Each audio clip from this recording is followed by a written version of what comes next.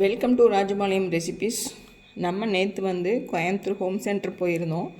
அப்போ கொஞ்சம் சில பொருள் எல்லாம் நம்ம கிச்சனுக்கு தேவையானது வாங்கிட்டு வந்திருக்கேன். அதெல்லாம் பார்க்கலாம் வாங்க. First cast iron dosa tawa. இது பிரிக்கிறதுக்கு லேட் ஆகும்னு சொல்லிட்டு தான் உங்களுக்கு அப்படியே பிரித்ததுக்கு அப்புறம் உங்களுக்கு காமிக்கிறேன். ஃபஸ்ட்டு பார்த்திங்கன்னா டவா தான் ரொம்ப வெயிட்டாக ரொம்ப அருமையாக இருக்குது. அதுக்கப்புறம் பார்த்திங்கன்னா ஒரு கடாய். இது வீட்டில் இருக்குது, இருந்தாலுமே இந்த மாதிரி என்கிட்ட இல்லை, அதனால தான் வாங்கியிருக்கேன்.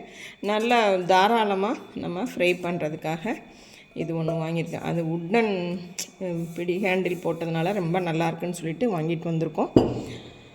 இது பார்த்திங்கன்னா பிளாக் அண்ட் ஒயிட்டில் ஒரு பவுலு. இதுவும் பிளாக் அண்ட் ஒயிட் தான். இந்த மாதிரி இந்த மூணுமே ஒரு செட்டாக ஒரு பாக்ஸில் வச்சுருந்தாங்க. இந்த பாருங்கள், இந்த மாதிரி ஒரு பாக்ஸில் மூணுமே ஒரு செட்டாக வச்சுருந்தாங்க. இது நம்ம பூஜா மேடையில் வச்சுக்கலாம், ஏதோ டெக்கரேஷனுக்காக அப்படின்னு சொல்லிட்டு இந்த ஒரு 4 பீஸ் ஒரு செட்டு. அதுக்காக இதுவும் வாங்கிட்டு வந்திருந்தோம். இது விஷ்ணுக்காக வி போட்ட மாதிரி ஒரு காஃபி மக்கு, ரொம்ப நல்லா இருந்ததுன்னு சொல்லிட்டு வாங்கிட்டு வந்திருக்கேன். இது சோப்பீஸ் மாதிரி தான் வச்சுக்கிறதுக்காக வாங்கியிருக்கோம். இவ்வளோ தான் நம்ம வாங்கிட்டு வந்த பொருள் எல்லாம்.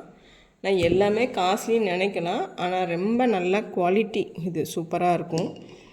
அதுக்காக தான் நம்ம ஹோம் சென்டரில் போய் வாங்குறது. இதில் உங்களுக்கு எது பிடிச்சிருன்னு கமெண்ட் பண்ணுங்கள். தேங்க்யூ.